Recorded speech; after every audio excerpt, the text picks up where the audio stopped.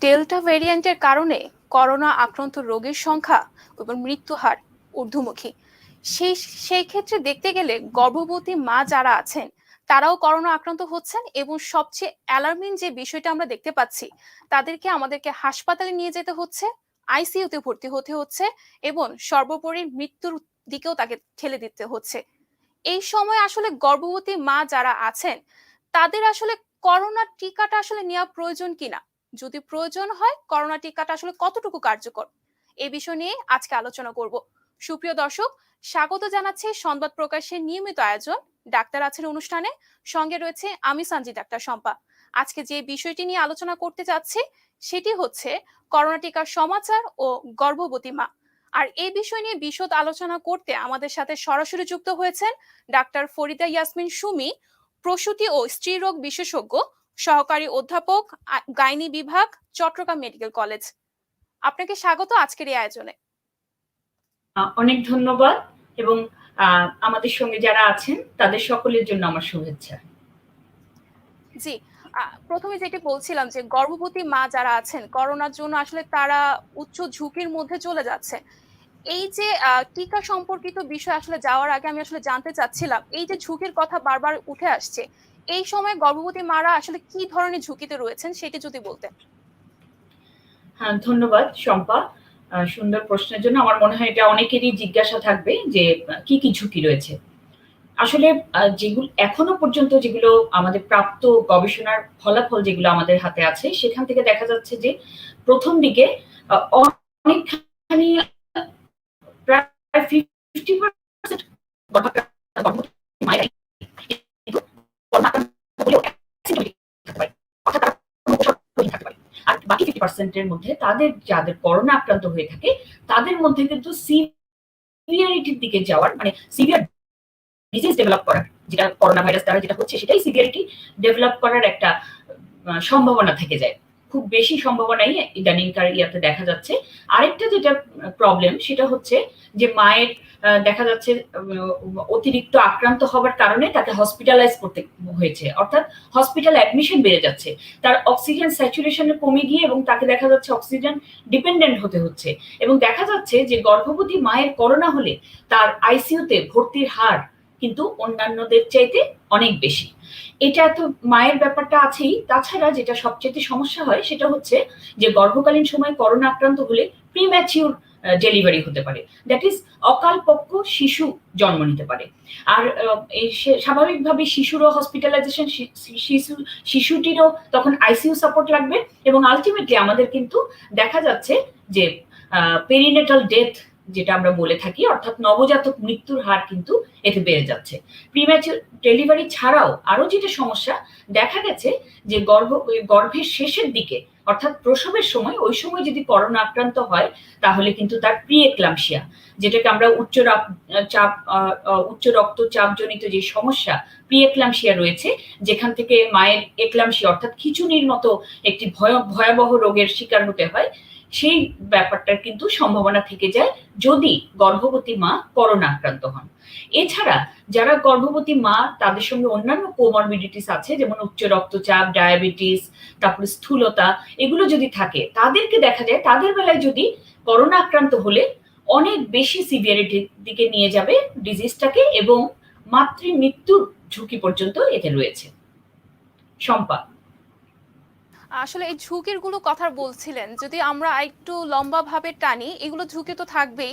উচ্চ রক্তচাপ, ডায়াবেটিক্স যে মারা আছেন তাদের, সেক্ষেত্রে যদি একটু যোগ করতেন যে টিকা না নেবার কারণে এই ঝুঁকিগুলাই কি থাকে নাকি আরো ঝুঁকি বেড়ে যায়, সেটা যদি একটু বলতেন। হ্যাঁ, টিকা নিলে কি আমি বেশি ঝুঁকিতে নাকি না নিলে ঝুঁকিতে, আমাদের প্রশ্নটা হচ্ছে এটা।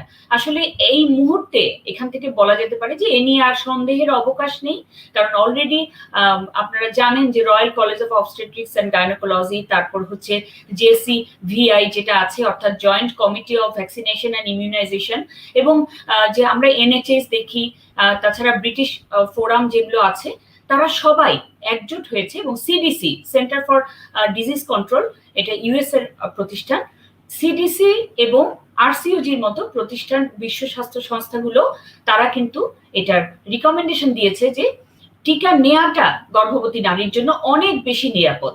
কারণ টিকা নিলে সে যদি তার কোভিড আক্রান্ত হয়েও থাকে, সে কিন্তু মৃদু উপসর্গ নিয়েই থাকবে, তারটা কিন্তু সিভিয়ারিটির দিকে যাওয়ার সম্ভাবনাটা কম, তার অক্সিজেন ডিপেন্ডেন্সি লাগার সম্ভাবনাটা অনেক কম, এবং আলটিমেটলি ভেন্টিলেটরে দেওয়ার চান্সটাও কমে যায়। সাথে সাথে যেটা হয়, মায়ের যে প্রিম্যাচিউর ডেলিভারি, অর্থাৎ যে অকালপক্ষ শিশু জন্ম নেওয়া, সেটাও কিন্তু আমরা কমিয়ে দিতে পারি, কারণ সিভিয়ারিটি না হলে সাধারণত প্রিম্যাচিউর ডেলিভারি হয় না। তাহলে আমরা দেখা যাচ্ছে যে ভ্যাকসিন দিলে আমাদের যে যে সমস্যাগুলো, শুধু যাদের কোমরবিডিটি আছে তাদেরই নয়, যারা সাধারণ গর্ভবতী নারী তাদের জন্য দেখা যাচ্ছে এটা অনেক বেশি উপকার। কারণ হচ্ছে সেটা প্রিটার্ম বার্থ, তার যেটা হওয়ার কথা সেই সম্ভাবনাটা কমিয়ে দিচ্ছে। তারপর হচ্ছে তাকে সিভিয়ার ডিজিজের দিকে অগ্রসর হতে দিচ্ছে না।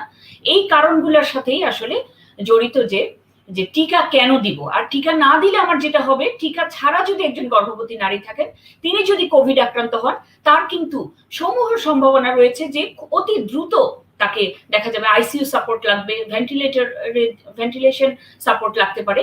তো কাজেই আমরা নিশ্চিতভাবে বলতে পারি যে গর্ভবতী নারীর ভ্যাকসিন নেওয়াটাই হচ্ছে তার জন্য অনেক অনেক বেশি কার্যকর এবং নিরাপদ। শুধু মায়ের জন্যই নয়, এটা এমনকি গর্ভস্থ শিশুর জন্যও কিন্তু এটা অনেক বেশি উপযোগী এবং উপকারী। জি, আসলে কার্যকারিতা জানলাম যে টিকা নিলে আসলে আমরা অনেক কিছু থেকে হয়তো বেঁচে যেতে পারবো। তাহলে আপনারা তো জানতেন যে টিকা নেওয়াটা আসলে আমাদের জন্য কার্যকর। আমরা যদি বৈশ্বিক প্রেক্ষাপটে তাকাই, অনেক দেশে আসলে টিকাটা নেওয়া হচ্ছে, গর্ভবতী মায়েদের দেওয়া হচ্ছে। তাহলে বাংলাদেশে কেন এমন সিদ্ধান্তহীনতা? বাংলাদেশে কেন এর প্রয়োজনটা এত দেরিতে এসে সুপারিশ প্রাপ্ত হলো? যদি একটু বলতেন। হ্যাঁ, আসলে এই মুহূর্তে আমরা সবাই যেটা বলতে হয় যে গত লাস্ট প্রায় আমাদের 10 কি 12 দিন আগে আমাদের মানে বাংলাদেশ ওজিএসবি যেটা আছে, অর্থাৎ obstetrics and gynaecological society of Bangladesh যেটা রয়েছে, তার আমরা যারা এটার মেম্বার প্লাস যারা ইসি কমিটিতে রয়েছেন, আমাদের শ্রদ্ধেয় প্রেসিডেন্ট ম্যাডাম সহ, এটা কিন্তু আমাদের বিশদ আলোচনা হয়েছে মিটিং এ, এবং সেই মানে আমাদের সৌভাগ্য যে আমরা ডিজি স্যারকেও পেয়েছিলাম আমাদের সঙ্গে মিটিং এ, এবং আমরা প্রফেসর নাসিমা এবং প্রফেসর সাবরিনা উনাকেও পেয়েছিলাম, এবং এই একটা বৈঠক হয় এটা নিয়ে। পুরো ব্যাপারটা আমরা আসলে স্যারের কাছে তুলে ধরি, এবং উনিও যেটা মন্ত্রণালয়ে পেশ করবেন বলে আমাদেরকে সে মিটিং এ বলেছেন, যেটা যেহেতু সবাই ওজিএসবি যেহেতু রিকমেন্ড করেছে যেটা দিলেই গর্ভবতী মারা বেশি নিরাপদ, উনি সেটা ডিজি স্যারের কাছে আমরা আমরা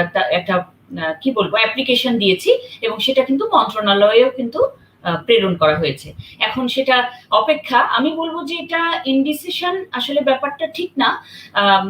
আমরা তো আসলে একেবারেই খুব উন্নত বিশ্বের সঙ্গে পুরোপুরি তুলনা করলে হয়তো বা চলবে না আমাদের, কিন্তু ওদেরও কিন্তু ডিক্লারেশনটা খুব বেশি যে আগে এসছে তা না, ওদের ডিক্লারেশনটাও এসছে সম্প্রতি যে গর্ভবতী মারা। কারণ আপনারা খেয়াল করলে দেখবেন যে এই বছরের শুরুর দিকে যখন সারা বিশ্বে টিকা কার্যক্রম শুরু হয়, তখন কিন্তু প্রথম দিকে যে ইউএসএ কিংবা ইউকে, তারা কিন্তু এই টিকাদান কর্মসূচির আওতায় গর্ভবতী মাদেরকে আনেননি, তারা কিন্তু সেটা থেকে তাদেরকে এক্সক্লুড করে রেখেছিলেন, কারণ পর্যাপ্ত ডেটা না থাকায় তারা এই সিদ্ধান্ত দিতে পারছিলেন না।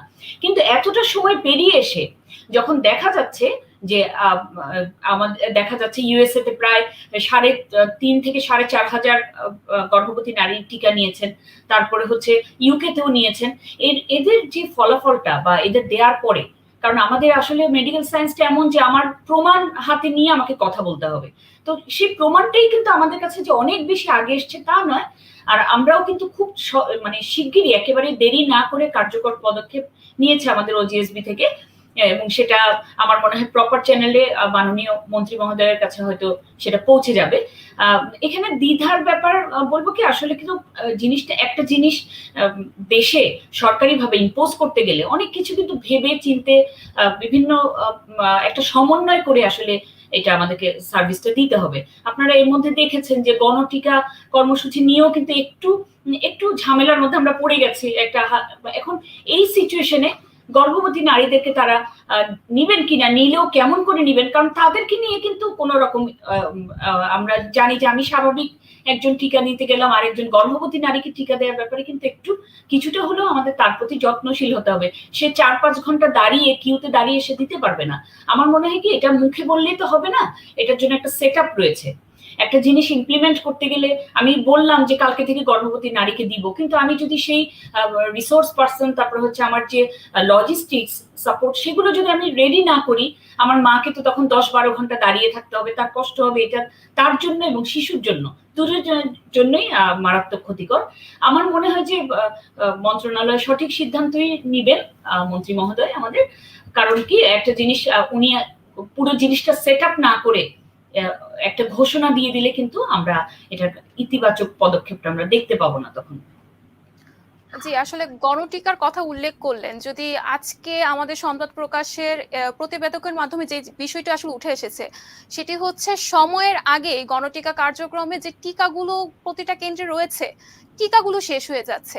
এবং তার সাথে যদি আমি একটু যোগ করি, সেটি হচ্ছে মানে বৈশ্বিক একটু গবেষণায় উঠে এসেছে যে গর্ভবতী মায়েদের প্রথম ডোজ যে টিকাটি দেওয়া হবে, দ্বিতীয় ডোজেও সেই টিকাটি দিতে হবে। এই যে একটা গবেষণার ফল, সেখানে আমরা দেখতে পাচ্ছি গণটিকার মতো কার্যক্রমে সময়ের আগে টিকা শেষ হয়ে যাচ্ছে। তাহলে বাংলাদেশের স্বাস্থ্য ব্যবস্থা যদি এখন তো মাত্র সুপারিশ, এরপরে যখন এই ব্যবস্থাটি চালু করবে, আপনি কি মনে করেন বাংলাদেশের স্বাস্থ্য ব্যবস্থা মাদেরকে সেই ব্যাকআপটা দিতে পারবেন কিনা? গর্ভবতী মায়েদের যে সমস্যাগুলোর কথা বললেন, যে 10-12 ঘন্টা অথবা 4 ঘন্টা দাঁড়িয়ে থাকা, এই কষ্টগুলো লাঘব করে মায়েদের টিকা দিতে পারবেন কিনা, যদি একটু বলতেন। হ্যাঁ, আসলে এই ব্যাপারগুলো যে গর্ভবতী মাদের যে সেট আপ করার ব্যাপারটা, আর টিকার যেটা বললেন যে টিকার ক্রাইসিস, এটা নিশ্চয়ই আমার মনে হয় অলরেডি যারা আছেন এটা নীতি নির্ধারকেরা, তারা নিশ্চয়ই এটা ব্যাপারটা মাথায় এনেছে, নজরে আছে ওনাদের। ওনারা সেভাবেই হয়তো এখন সে ফুরিয়ে যাচ্ছে, যেটা হয়তো সামনে সেটা তো আনার কথা আমরা শুনেছিও বিভিন্ন সংবাদ মাধ্যমে।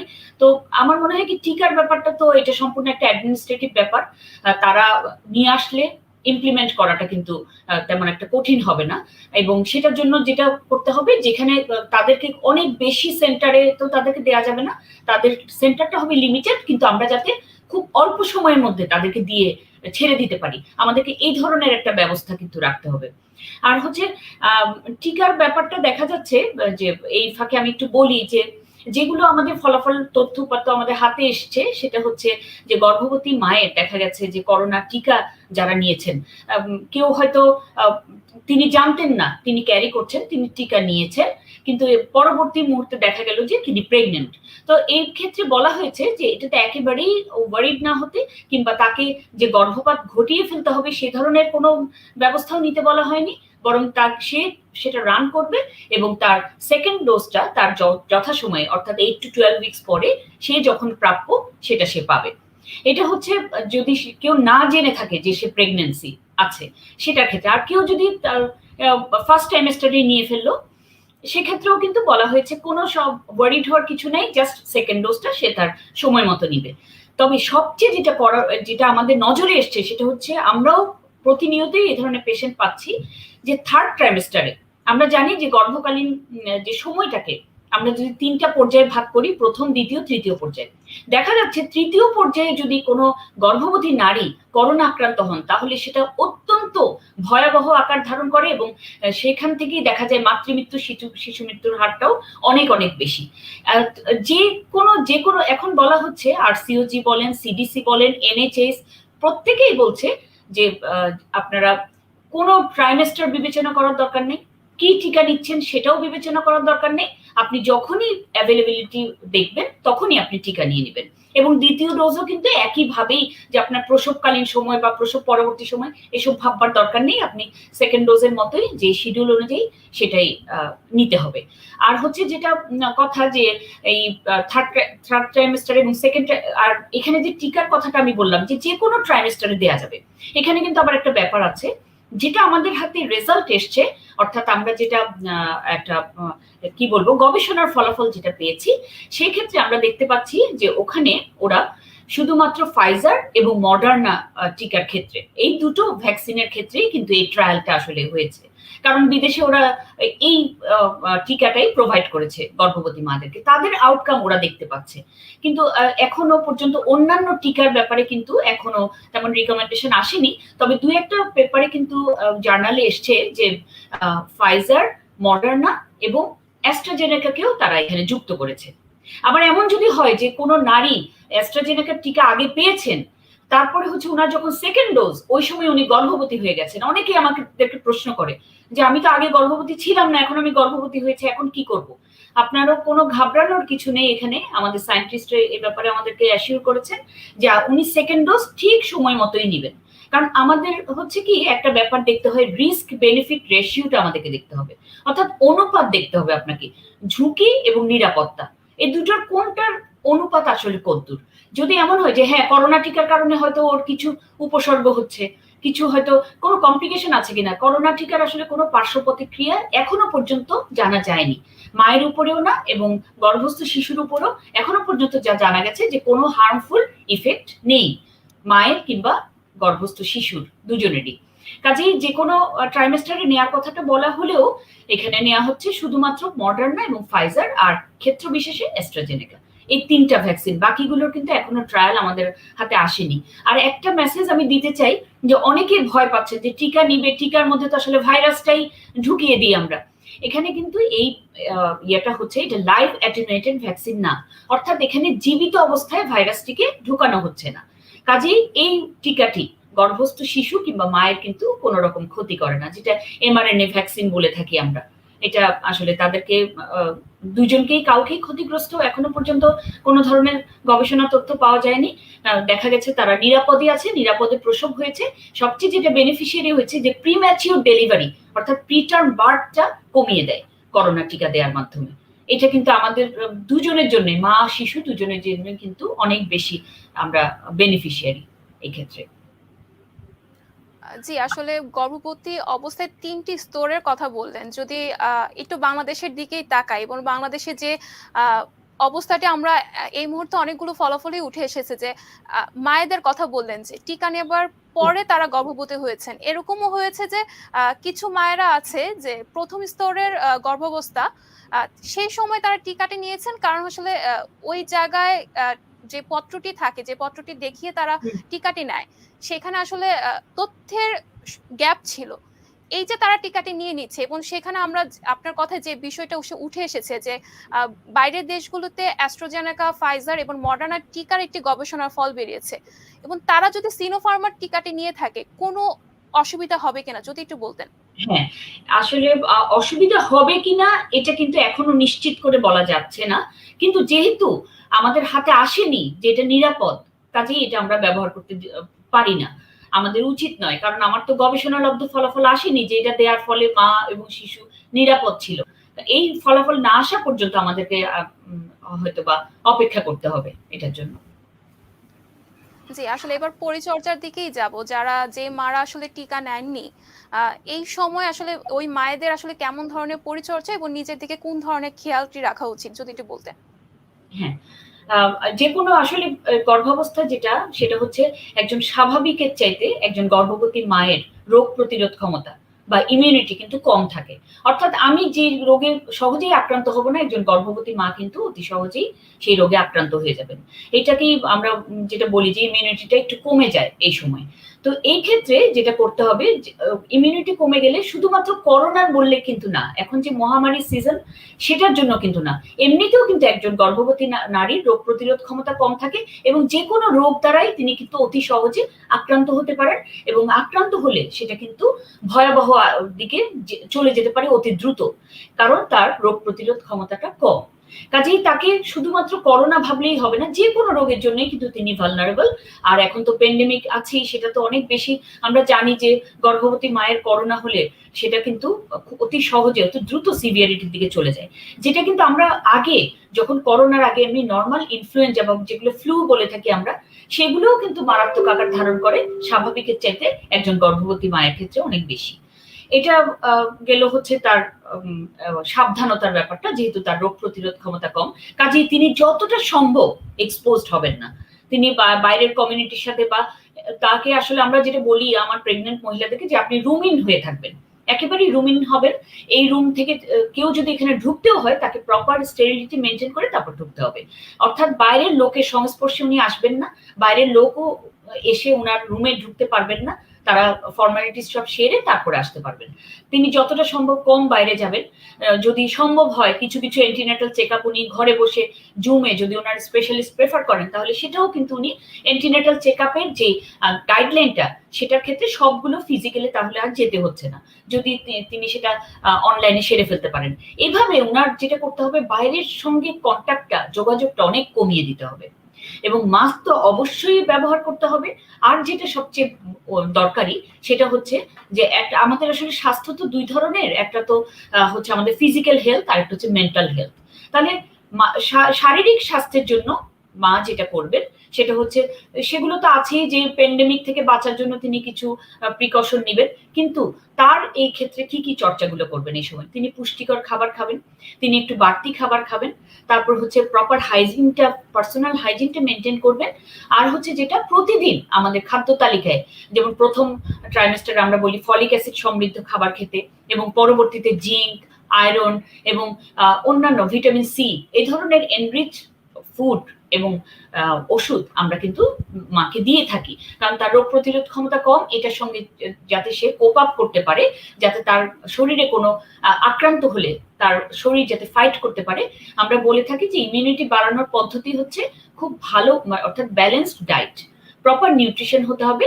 আর যেটা করতে হবে মায়ের পরিপূর্ণ বিশ্রামটাকেও কিন্তু এখানে মূল্যায়ন করতে হবে। দুপুরে 2 ঘন্টা, রাতে 8 ঘন্টা একজন মা কিন্তু বিশ্রাম নেবেন বা ঘুমাবেন। তারপর যেটা প্রচুর পরিমাণে পানি খাবেন। সবসময় মনে রাখতে হবে শুধু গর্ভবতী মাই না, আমাদের জন্য এই করোনা প্যান্ডেমিক সিচুয়েশন আমাদেরকে কিন্তু ডিহাইড্রেটেড হলে চলবে না, সবসময় আমাদেরকে হাইড্রেটেড থাকতে হবে। তাহলে ভালো মতো হাইড্রেশন মেনটেন করতে আমাদের প্রচুর পরিমাণে পানি খেতে হবে, কিংবা শরবত, জুস যা যা পারা যায় লিকুইড জাতীয় সেগুলো আমাদেরকে খেতে হবে। আর যেটা লাস্টে বলবো যে এতক্ষণ শারীরিক স্বাস্থ্য নিয়ে বললাম, পরবর্তীতে যেটা মানসিক স্বাস্থ্যের দিকেও কিন্তু আমাদেরকে লক্ষ্য রাখতে হবে। তাকে কোনো ব্যাড নিউজ বা খারাপ একটা নেতিবাচক পরিবেশ থেকে তাকে আসলে দূরে রাখতে হবে। তা আমরা যাতে শারীরিক ব্যাপারটার সঙ্গে সঙ্গে আমরা যাতে মনের ও মানসিক দিকটারও যাতে যত্ন নিই আর কি গর্ভবতী মায়ের। এছাড়া যেটা করবেন পরবর্তীতে যদি আমাদের মন্ত্রণালয় এটা রিকমেন্ড, হয়তো আমরা বুঝতে পারছি যে অচিরেই হয়তো আমরা এটা ঘোষণা পেয়ে যাব, রিকমেন্ডেশনটা পেয়ে যাব, তখন আপনারা আপনাদের সময় মতো ভ্যাকসিনটা নিয়ে নেবেন। এটা নিয়ে দ্বিধাতে ভুগবেন না যে আমি ভ্যাকসিন নিব কি নিব না গর্ভবতী অবস্থায়। এখন দেখা যাচ্ছে ফার্স্ট ট্রাইমেস্টারে নিলেও কোনো হার্ম নেই। তবে কারো কারো যদি মনে হয় না আমি প্রথম 12 সপ্তাহের মধ্যে আমি নিব না, কারণ এই সময়টা আমরা জানি যে একটু ক্রিটিক্যাল টাইম, কারো কোনো মায়ের যদি এরকম কোনো সে থাকে তাহলে সেটাকে কিন্তু আমরা রেসপেক্ট করব, কোনো সমস্যা নেই। তিনি ফার্স্ট ট্রাইমেস্টার শেষ হলে তার সেকেন্ড ট্রাইমেস্টার বা third trimester as early as possible তিনি ভ্যাকসিনটা নিয়ে নেবেন। তাহলে মায়ের জন্য একটা হচ্ছে সংস্পর্শ থেকে দূরে থাকতে হবে, প্রপার হাইড্রেশন এবং নিউট্রিশন মেনটেন করতে হবে, বিশ্রাম নিতে হবে, মানসিক স্বাস্থ্যের যত্ন নিতে হবে। আর সবচেয়ে যেটা বড়, মাস্ক তো পরতে হবে, স্যানিটাইজ করবেন, কিন্তু সবচেয়ে যেটা বড় কথা ভ্যাকসিনের ঘোষণা আসা মাত্র আপনারা ভ্যাকসিনটা নিয়ে নেবেন। জি, ভ্যাকসিন নেবার কথা পরামর্শ দিচ্ছেন। যদি আরেকটু যোগ করে আমাদের আরেকটু বলতেন যে টিকা নেবার পরে কি এই একই পরিচর্যাগুলো করা লাগবে নাকি আরেকটু বাড়তি পরিচর্যা মায়েদের দিকে আমাদের নজর দিতে হবে? একেবারেই না, কিচ্ছু করতে হবে না। এটা মাদের জন্য একটা মানে সুখবর যে এই ভ্যাকসিনের জন্য এই জন্যই বললাম যে মানসিক স্বাস্থ্যটা এখানে ইম্পর্টেন্ট। ওনার যদি মনেই ব্যাপারটা থাকে ভ্যাকসিন নিলে আমার মধ্যে এটা হবে, সবসময় বুঝতে হবে মনের জোর রাখলে কিন্তু আমরা অনেক কিছু ওভারকাম করে ফেলতে পারি, তখন কিন্তু আমাদের আর শরীরে কোনো ফিলিংসটা হয় না। তো কোনো ভ্যাকসিন নিলে তার আলাদা কিছু না, সে আগের যে যত্নগুলো আমরা বলেছি যে খাদ্য তালিকায় সবসময় নিউট্রিশিয়াস ডায়েট রাখা, হাইড্রেশন মেনটেন করা, বিশ্রাম নেওয়া, ঠিকভাবে ঘুমানো, পরিমিত খাওয়া দাওয়া, সবকিছু, তার ওজনটা তিনি চেক করবেন। বাসায় একটা আমি বলবো যে এখন করোনা আমাদেরকে অনেক কিছুই যেটা শিখিয়েছে তার মধ্যে একটা হচ্ছে আপনি বাসায় একটা ওয়েট মেশিন রাখবেন, বাসায় একটা বিপি মেশিন রাখবেন, যেটা দিয়ে ব্লাড প্রেশার চেক করা হয়। একটা হচ্ছে ওয়েইং মেশিন রাখবেন, আপনার ওজনটা ঠিক মতো বাড়ছে কিনা এগুলো আপনি দেখবেন। আরো যেটা করতে পারেন, আপনারা একটা গ্লুকোমিটার রাখতে পারেন এবং একটা স্যাচুরেশন দেখার যন্ত্রও কিন্তু আপনারা কিনে নিতে পারেন। এগুলো এখন অত্যন্ত সহজলভ্যই কিন্তু আশেপাশের দোকানেই পাওয়া যাচ্ছে। একজন গর্ভবতী মা যদি এই জিনিসগুলো মেনটেন করেন, তার প্রেশার, তার ডায়াবেটিস, তার ওজন, এগুলো যদি তিনি মনিটর করতে থাকেন, তাহলে কিন্তু তার অ্যান্টিনেটাল চেক আপে ফিজিক্যালি যাওয়ার রেটটা কিন্তু অনেকটা কমে যাবে। তখন তিনি অনেক কম ভিজিট করেই কিন্তু তিনি ডাক্তারের পরামর্শে সমৃদ্ধ হতে পারবেন, কারণ তিনি এগুলো মনিটর করছেন সেই কারণে। আর হচ্ছে করোনার টিকা দেওয়ার কারণে কিন্তু আলাদা কোনো প্রিকশনের কোনো দরকার নেই। তিনি যেমন চলছিলেন সেই ওগুলোই তিনি রক্ষা করবেন। তবে হ্যাঁ, একটা কথা ভুলে গেলে চলবে না, আমাদের অনেকেরই আছে, আমার আশেপাশে অনেক সময় দেখি, আমি তো টিকা নিয়ে নিয়েছি, এখন আর মাস্ক পরতে হবে না। এইটা কখনোই যেন আমরা না করি। নিজের সতর্কতা সবসময় তাকে বজায় রাখতে হবে। অন্য মানুষের কাছ থেকে ডিস্টেন্স মেনটেন করতে হবে, মাস্ক অবশ্যই পরতে হবে, ঘন ঘন হাত ধুতে হবে বা স্যানিটাইজ করতে হবে। আর ভ্যাকসিন দিলে আমি মাস্ক পরবো না কিংবা আমার মাস্ক তেমন একটা জরুরি নয়, এই ঢিলেমিটা যেন আমরা না দিই, এই ব্যাপারটার উপর আমরা যেন ফোকাস করি। আমরা ভ্যাকসিন নিব, সেটা আমার অ্যান্টিবডি তৈরি করবে, আমাকে সুরক্ষা দিবে, আমাকে সিভিয়ারিটির হাত থেকে বাঁচাবে। কিন্তু ভ্যাকসিন দেয়া এই না যে ভ্যাকসিন দিয়েছেন বলে আপনি কখনো করোনা আক্রান্ত হবেন না, এটা কিন্তু তা বলে না। ভ্যাকসিন নিয়েছেন সেটা আপনার রোগ প্রতিরোধ ক্ষমতা বাড়াবে, যার কারণে আপনি যদি আবার করোনা আক্রান্ত হন বা প্রথমবারের মতো হন, সেটা কিন্তু মারাত্মক আকারে আর পরিণত হতে পারবে না, সেটা হয়তো মৃদু উপসর্গের মধ্যেই সীমাবদ্ধ থাকবে। জি, আসলে অনেক গুরুত্বপূর্ণ তথ্যগুলো জানালেন। শেষ দিকে চলে যাব। বারবার মানসিক স্বাস্থ্যের দিকে জোর দিচ্ছিলেন। আমাদের মায়েদের মধ্যে বিশেষ করে গ্রামে যারা বাস করছেন অথবা প্রান্তিক পর্যায়ে যারা বাস করছেন, তাদের কিছু ভ্রান্ত ধারণা আছে। আশা করি আজকের ভ্রান্ত ধারণাগুলো দূর হয়ে যাবে। সেই ভ্রান্ত ধারণাগুলো হচ্ছে করোনা আক্রান্ত একজন মা প্রসবের পরে সে তার বাচ্চাকে দুধ খাওয়াচ্ছেন না। এর আগে প্রসবের আগে গর্ভাবস্থায় সে ধারণা করছে যদি আমার করোনা হয়ে থাকে আমার বাচ্চারও হয়তো করোনা হবে। এই দুইটি ভ্রান্ত ধারণা দূর করে আজকের প্রোগ্রামটি শেষ করতে যাচ্ছি, যদি একটু বলতেন। খুবই সুন্দর প্রশ্ন, এবং আমি মনে করি যে এটা নিয়ে আলোচনার পর আর বোধহয় অনেকেরই অনেক প্রশ্নগুলো শেষ হয়ে যাবে। যেটা হচ্ছে, আমরা তো এতক্ষণ বলছিলাম গর্ভবতী নারীরা করোনার টিকা নিতে পারবে, এটার সঙ্গে এটাও যুক্ত প্রতি জায়গাতেই, প্রতিটি গবেষণাতেই, সেটা হচ্ছে ল্যাকটেটিং মাদার, দ্যাট ইজ যারা শিশুকে বুকের দুধ খাওয়াচ্ছেন সেই মায়েরাও কিন্তু নিশ্চিন্তে নির্ভাবনায় করোনার টিকা নিতে পারবেন। এবং দেখা গেছে গর্ভাবস্থায় যদি কোনো মা করোনার টিকা নিয়ে থাকেন, পরবর্তীতে সেটা ব্রেস্ট মিল্কের মাধ্যমে অ্যান্টিবডি শিশুর দেহে পর্যন্ত যাওয়ার একটা গবেষণাতে পাওয়া গেছে। তাহলে এটা আমরা দুই ভাবে কিন্তু উপকৃত হচ্ছি, মায়ের দিক থেকেও সন্তানের দিক থেকেও। আর হচ্ছে যেটা ভ্রান্ত ধারণা যে আমার করোনা হয়েছে আমার বাচ্চারও করোনা হবে, এরকম আসলে কিন্তু গর্ভে দেখা গেছে এখনো পর্যন্ত এটা রেয়ারেস্ট কোনো গর্ভবতী মার কাছ থেকে তার গর্ভস্থ শিশুতে করোনা আসলে সংক্রমণ হয়নি। একেবারেই দেখা গেছে, এটা মানে আমি বলবো যে রেয়ারেরও অনেক কম, অর্থাৎ এটা একেবারেই দেখা যায়নি, খুবই সামান্য, সেটা আমরা গণায় না ধরলেই পারি এইরকম। আর হচ্ছে সেটা হচ্ছে করোনা হলে মা বুকের দুধ খাওয়াবে কিনা সেটার ব্যাপারে একটু বলি। করোনা হলেও মা কিন্তু বুকের দুধ খাওয়াতে পারবে। ওই যে আমরা একটা বললাম রিস্ক বেনিফিট রেশিও, অনুপাতটা কিন্তু আমাকে দেখতে হবে। এখন আমি যদি প্রান্তিক জনগোষ্ঠীর একজন মাকে তাকে বলি যে আপনি করোনা আক্রান্ত হয়েছেন, আপনি দুধ খাওয়াবেন না, তাহলে সেই শিশুটার পুষ্টিটা কোত্থেকে আসবে? তাহলে আমাদেরকে পুরা জায়গাটা এবং এই সিচুয়েশনটা আমাদেরকে একটু অর্থাৎ বিবেচনায় নিতে হবে যে সে কি অবস্থায় আছে। এই জন্য অ্যাক্টিভ করোনা থাকা অবস্থাতেও আমরা বলবো মা শিশুকে দুধ খাওয়াবেন।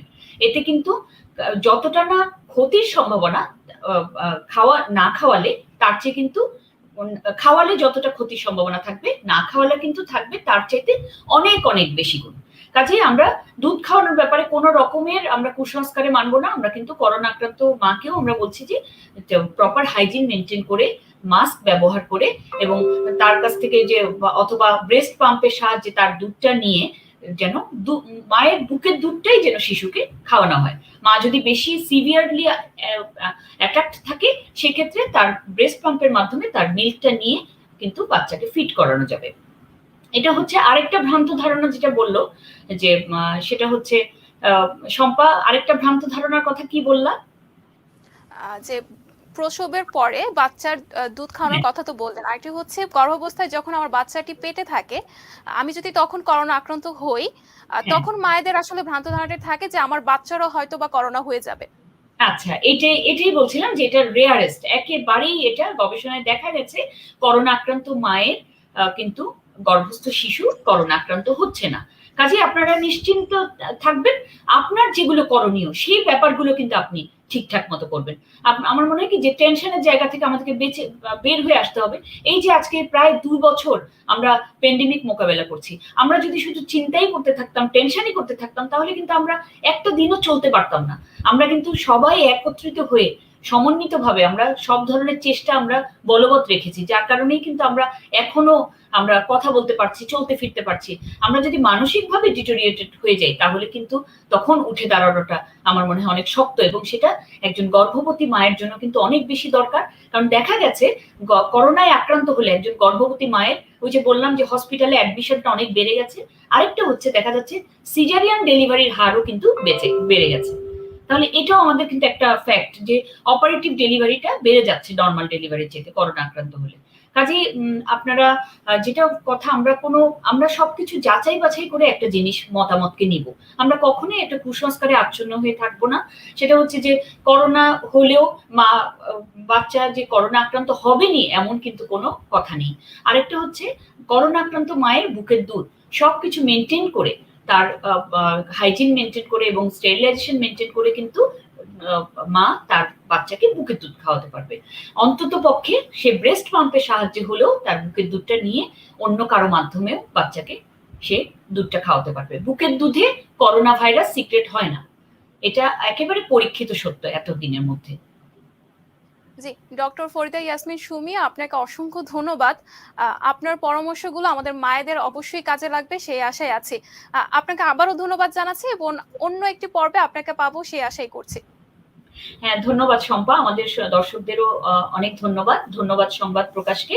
আর যেটা কথা, সে একটা কথা বলেই শেষ করি, সেটা হচ্ছে রিকমেন্ডেশন আমাদের বাংলাদেশ সরকার মন্ত্রণালয় থেকে যখনই রিকমেন্ডেশন আসবেন, প্লিজ আর দেরি না করে, আপনারা গর্ভবতী হন বা বুকের দুধ খাওয়াচ্ছেন এমন মা হন, আপনারা দেরি না করে তৎক্ষণাৎ আপনার ভ্যাকসিনটি নেওয়ার জন্য উদ্যোগী হন। ধন্যবাদ সবাইকে।